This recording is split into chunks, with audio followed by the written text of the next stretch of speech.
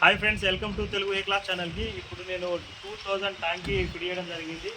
దీనిలో ఏమేమి కలెక్షన్లు ఉన్నాయంటే సోలార్ విత్ సోలార్ లేని టైంలో గీజర్ ఎట్లా పెట్టుకోవాలి అనేది చూపెట్టడం జరుగుతుంది. దాన్ని చూపెడతా. ఇప్పుడు ఇది ట్యాంకీకు వాటర్ ఖాళీ చేసేందుకు గిడ్డలు పెట్టిన ప్లస్ ఇంకో ట్యాంకీ 2000 ట్యాంకీ పెట్టుకున్నా కానీ ఇంటర్నేషనల్ కలుపుకుంటే అయిపోద్ది. సో రండి కొంచెం.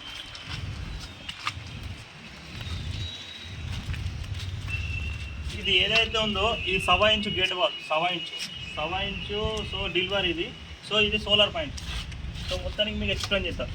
ఇప్పుడు మనకు పైప్ లైన్ స్ట్రైట్ రావాలి, మంచిగా పైప్ మీద పైప్ ఎక్కద్దు అంటే ఇట్లా స్టెప్ వెంట వేసుకుంటే అయిపోద్ది. సో ఇలా పోద్ది. ఈ డెలివరీ అటుపోయింది. ఇప్పుడు ఇది అసలు పాయింట్ ఇక్కడ ఉంది. మనకి ఇక్కడ సోలార్ ఏదైతే వస్తుందో మనకు సోలార్ ఇక్కడ పెట్టుకుంటే సోలార్ పాయింట్ ఇది.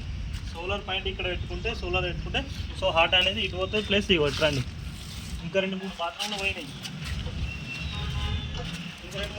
పోయినాయి. ఆ బాత్రూంలో పోతుంది. సో ఇది ఇసుక అదే చూడండి మంచిగా.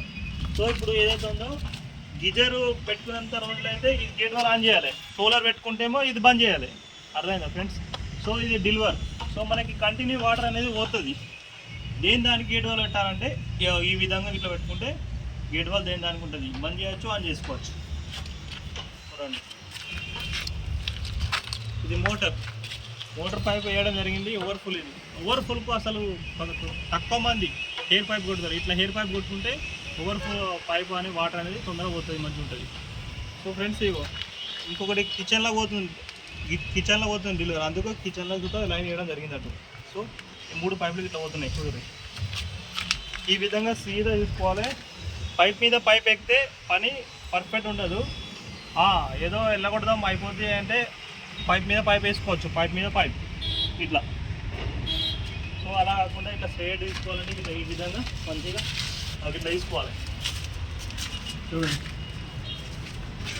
ఇలా 3 పైపులు వచ్చినాయి.